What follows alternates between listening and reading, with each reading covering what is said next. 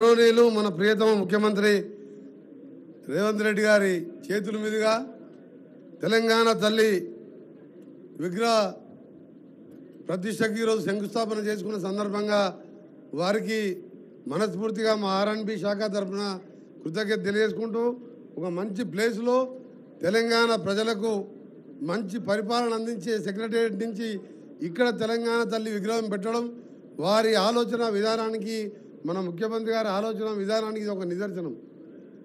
అలాగే తెలంగాణ ఇచ్చిన దేవత సోనియా గాంధీ పుట్టినరోజు ఆ విగ్రహ ప్రతిష్ట చేయాలని చెప్పి వారు నిర్ణయించడం కూడా మరొక శుభవార్త తెలంగాణ ప్రజలకు.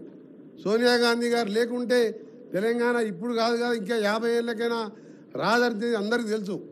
ఒక రాష్ట్రంలో పక్క రాష్ట్రంలో 20 స్థానాలు పార్లమెంట్ స్థానాలు ఉండి మొత్తం కోల్పోయి పార్టీని అయినా 6 దశాబ్దాల కోరిక నెరవేర్చిన సోనియా గాంధీ పుట్టినరోజు దాన్ని ప్రతిష్టాపన చేయాలని చెప్పి మా ముఖ్యమంత్రి గారు ఆదేశించడం, ఆ విధంగా మేము ఆర్ఎండ్బి శాఖ కూడా ఏర్పాటు చేసుకొని ముందుకు పోతున్నాం.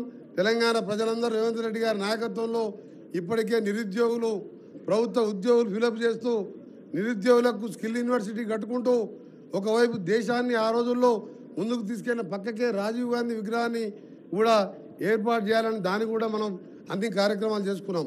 ఈ సందర్భంగా తెలంగాణ ప్రజలందరికీ కూడా మరొకసారి మా పరిపాలనని మా ముఖ్యమంత్రి గారు మీ మంత్రులం ఎమ్మెల్యేలం అందరం మీకోసం పనిచేస్తామని మరొకసారి తెలంగాణ తల్లిగా ప్రమాణం చేస్తూ మరొకసారి మీ అందరికీ కూడా మాకు పాలన అందించి 10 సంవత్సరాలలో 100 సంవత్సరాలు విధ్వంసం సృష్టిస్తే ఇవాళ 10 నెలల్లోనే రైతులను రుణవిముక్తి చేసిన మన గౌరవ ముఖ్యమంత్రి గారు నిజంగా దేశ చరిత్రలో ఎవరు లేకుండొచ్చు.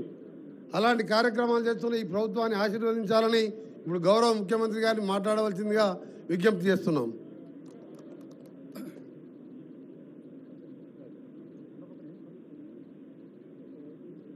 తెలంగాణ సచివాలయంలో